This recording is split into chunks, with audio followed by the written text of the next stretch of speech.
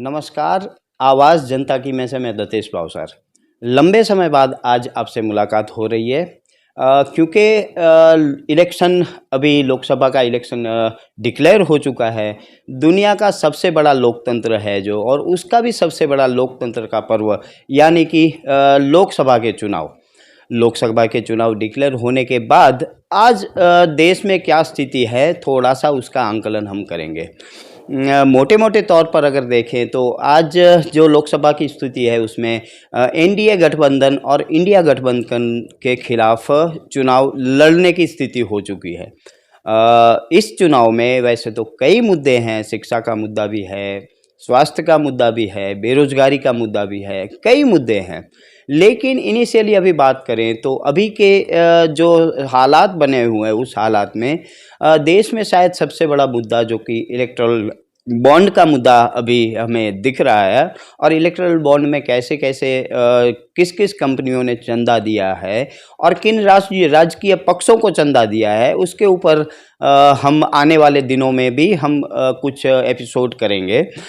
लेकिन सबसे बड़ी बात यह है कि आज की तारीख में जो चुनाव है, शायद ऐसा प्रतीत होने को दिख रहा है कि विपक्ष को ख़त्म करके ही चुनाव जीतने की जो सत्ता पक्ष है वो तैयारी कर चुका है।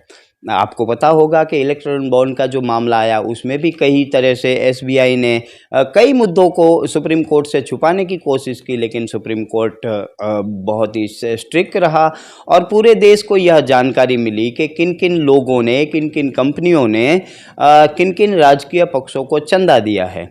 सबसे अजीबोगरीब बात यह है कि कई ऐसे लोग हैं जो कि शायद गुनाहित प्रवृत्ति से जुड़े हुए हैं, उन लोगों ने भी सरकारों को चंदा दिया है। चाहे कोई भी सरकार हो, हम किसी भी एक सरकार का नाम नहीं ले सकते, लेकिन सभी सरकारों ने चंदा लिया है, वह हकीकत है। आज की तारीख में अगर देखें तो कई विपक्षों की बहुत बड़ी समस्या है, जैसे अभी का गर्म मुद्दा है, जैसे दिल्ली के मुख्यमंत्री अरविंद केजरीवाल को जेल में डाल दिया गया। चाहे सही हो या गलत वो, उसका हम कोई आंकलन नहीं कर रहे हैं, लेकिन पूरे विश्व में इस मुद्दे को लेकर बहुत सी बहस छिड़ी हुई है।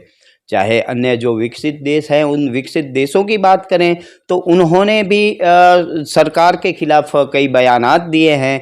यूनाइटेड नेशन की बात करें तो यूनाइटेड नेशन ने भी कई ऐसे वर्ड यूज़ किए हैं, शायद वो लोकतंत्र के लिए अच्छे नहीं हैं। इलेक्ट्रॉन बॉन्ड में हमने और भी कई कंपनियों को देखा कि जिन कंपनियों के मेडिकल सैंपल फेल हो चुके थे, उन कंपनियों ने चंदा दिया है। और आज की तारीख में ऐसी कई कंपनियां हैं जिनके सैंपल्स लोगों के खाने के लायक नहीं है, फिर भी वह धड़ल्ले से इंडिया में बिक रही हैं, और वह सैंपल शायद विदेशों में नहीं बिक रहे हैं। दूसरी बात करें तो जो मुख्य विपक्षी दल है कांग्रेस के कई खाते फ्रीज कर दिए गए हैं। उनके अकाउंट में जो पैसे हैं वो पैसे भी शायद ट्रांसफ़र कर दिए गए। कांग्रेस ने ऐसी प्रेस कॉन्फ्रेंस करके यह जानकारी दी। तो यह बात ऐसी दिख रही है कि शायद अब इस देश में चुनाव विपक्ष को ख़त्म करके ही जीता जा सकता है। वैसे भाजपा की बात करें तो भाजपा के जो शीर्ष नेता है, उन्होंने अपने कार्यकर्ताओं के लिए एक सेट किया हुआ टारगेट है कि 400 पार करना ही है कुछ भी करके। लेकिन 400 पार कैसे होगा वह हम अपने आने वाले एपिसोड्स में बताएंगे। कौन कौन से राज्य में कैसी स्थिति है उनके ऊपर भी हम नज़र डालेंगे। लेकिन आज की तारीख में यह देखें तो जो चुनाव डिक्लेयर हो चुका है, उसके बाद जो सड़कों पे चुनावी माहौल होना चाहिए वह चुनावी माहौल अभी नहीं दिख रहा है। हमने कई राज्यों में देखा कि कई राज्यों में जहां कांटे की टक्कर है, बावजूद इसके वहां पर किसी भी पक्ष के राजकीय नेता ज़मीन पर नहीं उतरे हैं। गुजरात की बात करें तो गुजरात में भी हमने देखा है कि छोट-पुट जगह पर चुनाव की सरगर्मियां देखी जा रही है, लेकिन पूरे गुजरात की बात करें तो पूरे गुजरात में अभी चुनाव की सरगर्मियां नहीं दिख रही हैं, वह भी ज़मीनी हकीकत है। और राज्य हैं, जैसे बगल का राज्य हो गया महाराष्ट्र, तो वहाँ पर भी गठबंधन जो इंडिया का हुआ है उनका और एनडीए का गठबंधन है, उनमें कई गांठें फंसी हुई हैं। बात करें बिहार की, तो बिहार में भी कई राजकीय पक्षों में गांठें फंसी हुई हैं। आने वाले दिनों में अब ऊँट किस करोट बैठेगा वो तो आने वाला समय ही बताएगा। लेकिन आज की तारीख में अगर हम देखें तो चुनाव डिक्लेयर हो चुके हैं, इसलिए सरगर्मियां बहुत ही तेज़ हैं।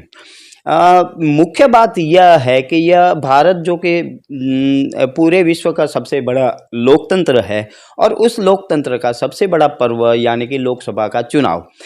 हम बात करें तो 2019 के चुनाव में, जो कि विश्व का सबसे महंगा चुनाव घोषित हुआ था, और अगर 2024 में चुनाव हो रहा है तो यह शायद उससे भी महंगा चुनाव होने की इम्कानात हमें जो प्रबुद्ध नागरिक हैं, जो ऐसे लोग हैं जो चुनावों पे ऊपर नज़र रखे हुए हैं, वह बता रहे हैं कि शायद यह चुनाव दुनिया का सबसे महंगा चुनाव साबित होगा।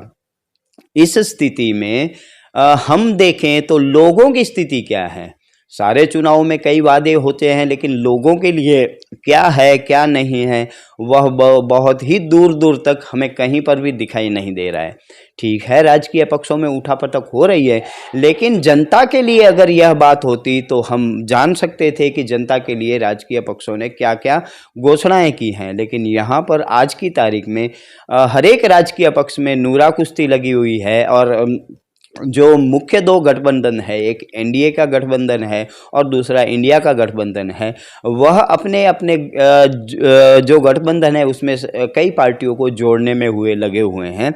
लेकिन जनता की तरफ से अगर देखा जाए तो जनता के जो मुद्दे हैं उनको आज की तारीख में कोई भी राजकीय पक्ष स्पर्श करने से बच रहा है। तो यह मोटे मोटे तौर पर हमने बताया कि क्या राजकीय पक्षों की स्थिति थी। आने वाले एपिसोड्स में हम हर एक राजकीय पक्ष की क्या क्या उन्होंने घोषणा पत्र किए हैं उसके रिगार्डिंग बात करेंगे, और देखेंगे कि लोकसभा में पूरे देश की स्थिति क्या है। नमस्कार, मैं दतेश भावसार, आवाज़ जनता की मैसेज।